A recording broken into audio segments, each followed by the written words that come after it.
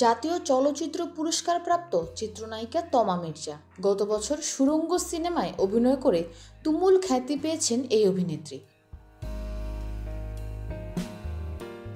পাশাপাশি ফ্রাইডে, ৭ নম্বর ফ্লোর সহ বেশ কয়েকটি ওয়েব সিরিজের আলোচিত নামও তমা মির্জা।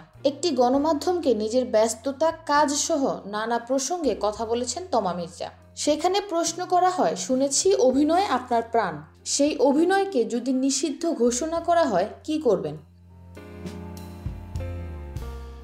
তিনি বলেন, বেকার হয়ে থাকবো, আমি তো অভিনয় ছাড়া আর কিছুই পারি না। ২০১০ সালে বলো না তুমি আমার চলচ্চিত্রের মাধ্যমে চলচ্চিত্রে অভিষেক হয় তমার। পাশাপাশি বেশ কিছু চলচ্চিত্রে পার্শ্বনায়িকা হিসেবে অভিনয় করেছেন তিনি। পাশাপাশি ও আমার দেশের মাটি চলচ্চিত্রে নায়িকা চরিত্রে অভিনয় করে আলোচিত হন তিনি। ২০১৫ সালে নদীজন সিনেমায় পার্শ্ব চরিত্রে অভিনয় করে পেয়েছেন জাতীয় চলচ্চিত্র পুরস্কার।